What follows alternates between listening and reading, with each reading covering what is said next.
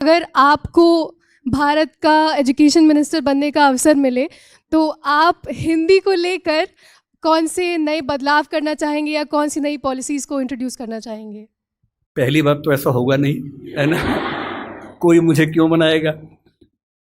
लेकिन अगर मैं इस हाइपोथेटिकल सिचुएशन में चला ही जाऊं कि मैं भारत का शिक्षा मंत्री बन जाऊं, इसमें एक समस्या ये है कि भारत में शिक्षा समवर्ती सूची का विषय है।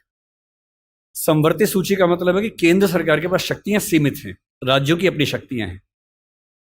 तो सबसे पहली बात, मैं राज्यों पर थोपूंगा कुछ भी नहीं, मैं सारे राज्यों के शिक्षा मंत्रियों के साथ संवाद करूंगा। मैं उन सबको प्रेरित करूंगा, समझाऊंगा। मैं उनसे कहूंगा कि तमिलनाडु में मेडिकल साइंस तमिल में होनी चाहिए, कर्नाटक में कन्नड़ में होनी चाहिए, हिंदी क्षेत्र में हिंदी में होनी चाहिए, हिंदी में नहीं इंग्लिश में होनी चाहिए, ऐसी कन्नड़ प्लस इंग्लिश में होनी चाहिए, तकनीकी शब्द अंग्रेजी में रहें। और वो शिक्षा सिर्फ मेडिकल साइंस क्यों, इंजीनियरिंग भी, लॉ में भी, जुडिशरी में भी।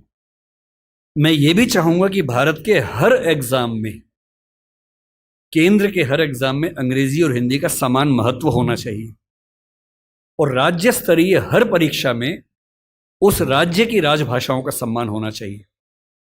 महाराष्ट्र पीसीएस में मराठी की भूमिका अंग्रेजी से कई गुना ज्यादा होनी ही चाहिए, क्योंकि वहां के एसडीएम को, डीएसपी को मराठी लोगों से बातचीत करनी है।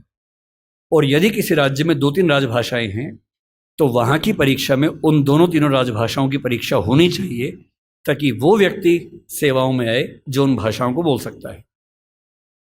कुछ ऐसे प्रयास। और तीसरी बात, अभी हमें शिक्षा पर बजट हम बहुत कंजूसी से खर्च करते हैं। हमारा ज़्यादा बजट सेना पे खर्च होता है और चीज़ों पे होता है। मजबूरी वो भी है, सेना को हम नहीं छोड़ सकते, क्योंकि सुरक्षित होंगे तो पढ़ेंगे, अगर युद्ध हो गया किताब फेंके तो मारेंगे नहीं, तो हमें ये हथियार चाहिए ही चाहिए, युद्ध तो करना ही पड़ सकता है। पर मैं चाहूंगा कि शिक्षा पर हमारा खर्च बढ़े। एक ऐसी, भाई हिंदी में समस्या क्या होती है, और ये हिंदी के साथ बाकी भारतीय भाषाओं में, आपको हर विषय में अच्छे अध्यापक ही नहीं मिलते हैं। अच्छे अध्यापक क्यों नहीं मिलते हैं? क्योंकि अच्छे कॉलेज ही नहीं है। अच्छे कॉलेज क्यों नहीं है? क्योंकि अच्छे शिक्षक पहले बने ही नहीं थे। अच्छे शिक्षक क्यों नहीं बने थे? क्योंकि उनको पता था कि नौकरी मिलेगी नहीं। अगर नौकरी इंग्लिश में ही मिलेगी तो लोग इंग्लिश मीडियम में ही पढ़ेंगे। इस बच्ची ने अभी भी कहा कि मैं अंग्रेजी माध्यम में, मुझे हिंदी ज़्यादा समझ में आती है। पर ये अंग्रेजी माध्यम में क्यों है? क्योंकि नौकरी का संकट है, एक मजबूरी है कि नौकरी इंग्लिश में मिलेगी। अगर भारत सरकार ठान ले और राज्यों की सरकारें ठान लें, अपनी अपनी भाषाओं में पढ़ाई लिखाई की संस्कृति को ठीक से विकसित करें। रामविलास शर्मा जी ने कहा था कि हर जिले में एक विश्वविद्यालय होना चाहिए अपनी भाषा में। आंध्र प्रदेश के हर जिले में एक तेलुगु विश्वविद्यालय हो, जो उस जिले की विशेषताओं को केंद्र में रखकर ज्ञान विज्ञान कौशल का विकास करता हो। ये हिंदी पट्टी में होना चाहिए, हर जिले में विश्वविद्यालय हो, छोटा ही हो, एक विश्वविद्यालय हो। उस जिले में खेती कैसे अच्छी हो सकती है, उस जिले में उद्योग कैसे पनपेगा, स्टार्टअप कैसे होगा, उस पर रिसर्च वहां पर हो, वहां की भाषा में हो, वहां के किसान को समझ में आती हो। और देखिए, अनुवाद की दुनिया बड़ी समृद्ध हो चुकी है। आज से 4 साल पहले गूगल ट्रांसलेट करने पे हंसी आती थी। आज क्रिएटिव ट्रांसलेशन छोड़ दीजिए, तथ्यों का अनुवाद मैं तो अक्सर लगभग रोज इस्तेमाल करता हूं। हम जिस संस्था में काम करते हैं दृष्टि में, हमारी राजभाषा हिंदी भी अंग्रेजी भी है। और मैं सुनिश्चित करता हूं कि हमारी संस्था में जितने भी नोटिफिकेशंस आएंगे पहले हिंदी में आते हैं, फिर अंग्रेजी में आते हैं। मैं खुद बनाता हूं, दोनों भाषाओं में बनाता हूं।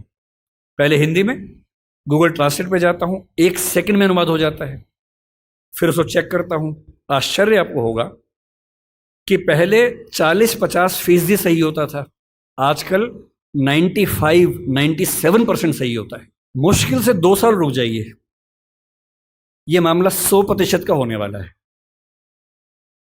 जिस दिन 100% का हो गया, उस दिन हिंदी वालों का यह बहाना खत्म हो जाएगा कि हिंदी में कंटेंट नहीं है। आपको अंग्रेजी का जो अखबार पढ़ना है, आज से 2 साल बाद पता क्या होगा?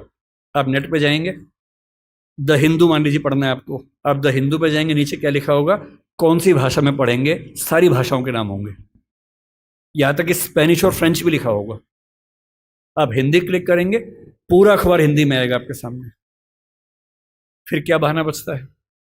दुनिया की जो भी किताब पढ़नी है, एक टैबलेट आपके पास होगा या बुक रीडर होगा, दुनिया की जो किताब पढ़नी हो अपनी भाषा में आप पढ़ेंगे और अनुवाद की समस्या रत्ती भर नहीं होगी।